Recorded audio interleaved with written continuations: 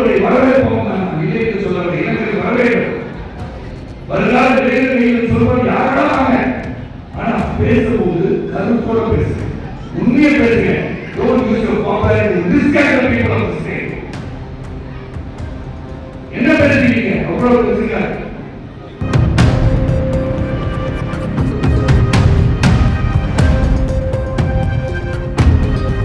விஜய் அவரை ஆலோசனைக்காக கூப்பிட்டுருக்கிறது, இப்ப பேசுற பேச்செல்லாம் அவர் எழுதி கொடுத்ததானே இல்ல விஜய் சுயமா பேசுறாரு? இல்ல, அவரை தான் கேட்கணும். ஏன்னா பேப்பரை பார்த்து எங்க இருக்குன்னு தெரியாம கூட தேடுறாரு.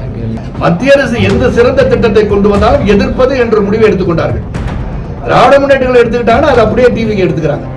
கண்டிப்பா நீங்க கேள்வி கேட்பீங்க.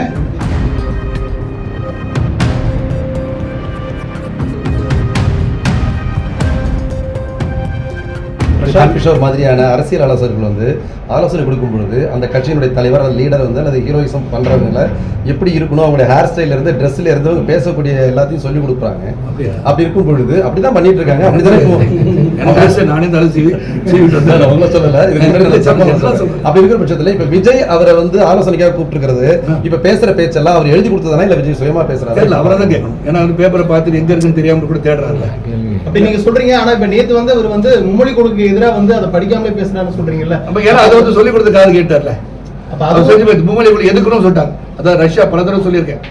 யுனைடெட் நேஷன்ஸ்ல பேசும்போது அமெரிக்கர்களும் இருப்பார்கள், ரஷ்யர்களும் இருக்கும்போது அமெரிக்கா என்ன சொன்னாலும் நோ ஐ விட்டோ அப்படின்னு, ஐ விட்டோன்னு எனக்கு வேண்டாம் அப்படின்வாங்க. சாயந்தர நேரத்தில் வரும்போது ஒரு அமெரிக்கா ஒரு ஷாம்பேன் குடிக்கலாமா, நோ நோ அப்படின்னா ஷாம்பேன் குடிக்க கூப்பிட்டேன். அங்கதான் உள்ளதான் கத்துறேன், இங்கேயும் கத்துற மாதிரி மத்திய அரசு எந்த சிறந்த திட்டத்தை கொண்டு வந்தாலும் எதிர்ப்பது என்ற முடிவை எடுத்துக்கொண்டார்கள். திராவிட முன்னேற்றங்களை எடுத்துக்கிட்டாங்கன்னா அது அப்படியே டிவிக்கு எடுத்துக்கிறாங்க. அதனால சொல்றேன். ஹிந்தி படிச்சாதான் வேலை வாய்ப்பு அப்படின்ற பிம்பத்தை ஆளுநர் உருவாக்குறாரு அப்படின்னு தமிழர்கள் தொடர்ந்து குற்றத்தை வச்சிருக்காங்க. ஆளுநர் அதே கடைபிடிக்க தான் சொல்றாங்க. இல்ல, ஆளுநர் சொல்றது ஆளுநர் அவர் ஹிந்தி இவங்க மரியாதை கொடுக்கறது ஒழுங்கா போய் ஆளுநர் உட்காந்து பேசவே மாட்டேன்றாங்க. அப்ப ஆளுநர் ஹிந்தி மொழியின் சிறப்பை அவர் சொல்றது, ஏன்னா அவர் ஹிந்தி பேசுறவரு, அவர் அந்த சிறப்பை சொல்றது தவறு. நீங்க உடனே ஹிந்தி தான் போய் படிங்க அவர் சொல்லல. எங்கேயுமே இங்க கொடுத்துருக்க இந்த நியூ எஜுகேஷன் பாலிசி என்ன சொல்லுது, அதுதான் நம்ம பேசணும் இன்னைக்கு. சார் பிரசாந்த் கிஷோர் அவர்கள் பாஜக மோடி அவர்களுக்கே ஒர்க் பண்ணிருக்காரு சார். அதான் பிரசாந்த் கிஷோர் வியூகம் கொடுக்குறேன் அப்படின்னு சொல்லி அவர் எடுத்துக்கிட்டு அவரே தேர்தலில் தோத்த பிறகு அவர் ஏன் கூப்பிட்டு பேசுறீங்கன்ற சொல்றேன். சார் தொகுதி பரிசீலனைப்பு கொடுத்து அமித்ஷா விளக்கம் கொடுத்தாங்க. ஆனாலும் அனைத்து கட்சி கூட்டம் நடக்கிற அதிகாரி நடக்குது. இதை பத்தி அப்ப திசை திருப்புன்றவர் அப்படிதாங்க. இவ்வளோ வன்கொடுமை, பாலியல் கொடுமை, பலாத்காரங்கள், அப்புறம் கொலை எவ்வளோ நடக்குது. நீங்கள் பார்த்தீங்கன்னா பைக்கில் அருவாள் சுற்றிட்டு இருக்காங்க, வீடியோ காட்சியில் பார்க்குறோம். இதெல்லாம் கட்டுப்படுத்துறது எப்படி?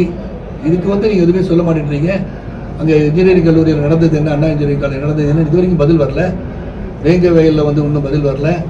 எதுக்குமே ஒரு முடிவு சொல்லி நீங்கள் நாட் ஈவன் டெல்லிங் என்ன நடக்குது, நாட்டில் என்ன நடக்குது, யாரும் கவலைப்படாதீங்க, பாதுகாவதுக்கு வேறு முயற்சி எடுத்திருக்கோம், எதுவுமே சொல்லலையே. சொல்லாமல் இதெல்லாம் கேள்வி கேட்டுருவாங்கன்ற அச்சத்தில் நீங்கள் பண்ணுறீங்க. அப்புறம் நீங்கள் வெள்ளரிக்கை கொடுங்க. நீங்கள் மத்திய அரசு கொடுத்த அனைத்து திட்டங்களுக்கும் அவர்கள் கொடுத்த நிதியை எடுத்து சொல்லுங்க. நான் தான் சொன்னேன், 5 lakh crores மேலே கொடுத்துருக்காங்க இந்த 10 ஆண்டுகளில். அந்த 10 ஆண்டுல என்னெல்லாம் பண்ணியிருக்கீங்க, ஸ்கீம் என்ன போட்டிருக்கீங்க, என்ன செலவழிச்சிங்க? அங்கே பிஎம் மருந்தகம் சொன்னால் நீங்கள் மருந்தகம்னு சொல்கிறீங்க. அந்த ஐடியா உங்களுக்கே முதல்ல வரலையா? ஸோ வாட் ஐம் சேயிங், மக்களுக்கு எதுவும் செய்யணும்னா நீங்களாம் சுயமாக சிந்திச்சு உடனே செஞ்சிருங்க. இதனால் ஏதாச்சும் கட்டியிருக்காங்களா, பாலங்கள் கட்டியிருக்காங்க. நான் சொன்னது பெருந்தலைவர் கூட்டிட்டு காட்டியது காரணமே 1954 63 வரைக்கும் அவர் செய்தெல்லாம் பாருங்க. பெல் உருவாக்கினாங்க, நெய்வேலி லிமிடெட் கார்பரேஷன், சொல்லிக்கிட்டே போகலாம். அப்போ அந்த மாதிரி என்ன பண்ணியிருக்கீங்க? ஏதாவது மிகப்பெரிய அணைக்கட்டை உருவாக்கி இருக்கீங்களா? நீங்க போராட்டம் இல்லாட்டி இவங்களை எதிர்த்து பேசுறது, அவங்களை எதிர்த்து பேசுறது, இவங்க சரி பண்றாங்க, மத்திய அரசு சரியில்லை, இதே தானே பேசுறீங்க. மத்திய அரசை எதிர்ப்பதற்கு தான் ஒரு மாநில அரசு சொன்னால் இந்தியா எப்படி ஒற்றுமையாக இருக்க முடியும்? திமுக சொல்லுது, அதிமுக 2026 நாங்க தான் கைப்பற்றுவோம் சொல்றாங்க. நேத்து டிவிக சொல்றாங்க 2026 எங்களுக்கு தான். பாஜக அண்ணாமலை சொல்லியிருக்காரு 2026 உண்மையா யாருக்கு தாங்க? அதாவது அரசியல் கட்சி என்று உருவாக்கிய பிறகு அந்த கட்சியின் தலைவர் முதலமைச்சர் அவருடைய இடத்துல பயணிப்பாங்க. ஏன்னா ஒரு லீடரை செலக்ட் பண்ணிப்பாங்க. அதே மாதிரி ஒவ்வொரு இயக்கமும் தாங்கள் வெற்றி பெறுவதற்கான வியூகத்தை வளர்த்து கொண்டிருப்பார்கள். நாங்கள் தான் வெற்றி பெறுவோம் சொல்லும்போது, இப்போ ரேஸ்ல 10 பேர் ஓடுறாங்க, எல்லாரும் இப்படி தானே ஓடணும். அந்த ரேஸ்ல இருக்கேன்னு சொல்லும் போது அவர் வெற்றி பெறுவதற்கு எங்களுக்கு வாய்ப்பு இருக்கணும். நாங்கள் தயார்படுத்தி கொண்டிருக்கிறோம், நீங்க தயார்படுத்திட்டு இருங்க. ஓடி ஜெயிக்கிறது நாங்களா இருக்கலாம் இல்லையா?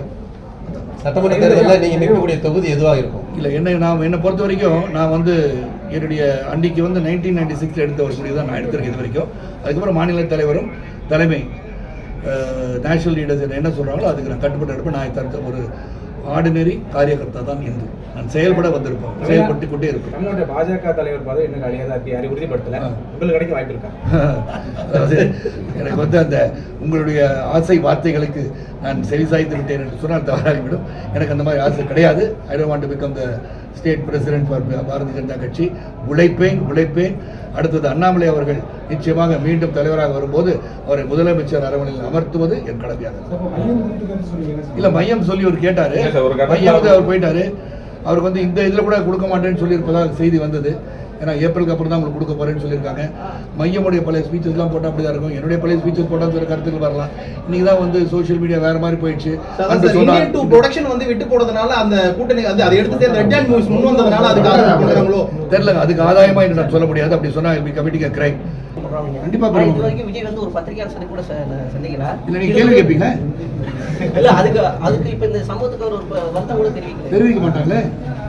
அதுதானே சொல்ல வரேன். அதான் முதல்ல நீங்க வந்து ஒன்றுபடுது எல்லாம் வந்து நீங்க என்ன எண்ணத்துக்காக உருவாக்கினீர்களோ மக்களுக்காக சேவை செய்வதில் நீங்க மற்றவங்க வந்து சொல்றதை எடுத்து சொல்லாம அதான் உண்மையை சொல்றேன். நீங்க கட்சி ஆரம்பத்தில் நான் ரொம்ப சந்தோஷப்படுறேன். ஒவ்வொரு இளைஞரும் இந்த அரசியல் ஈடுபட வேண்டும். ஏன்னா இட்ஸ் டெமோக்ராட்டிக் கண்ட்ரி, ஜனநாயக நாடு. நீங்க வந்து அரசியல் வாங்க, ஆனா மற்றவங்க சொல்லும் கருத்தை எடுத்துக்கொண்டு உங்களை வந்து சிறப்பாக வந்து ஆய்வு செய்யாமல் நீ எதையும் பேசாதீங்க please. Don't distract the people. அவங்க வந்து சப்போர்ட் பண்ணுங்க. நாளைக்கு அவங்க நல்லா இருக்கும் வாழ்க்கையில. அடுத்த சந்ததியில் அடுத்த ஜெனரேஷன் நல்லா இருக்கும்.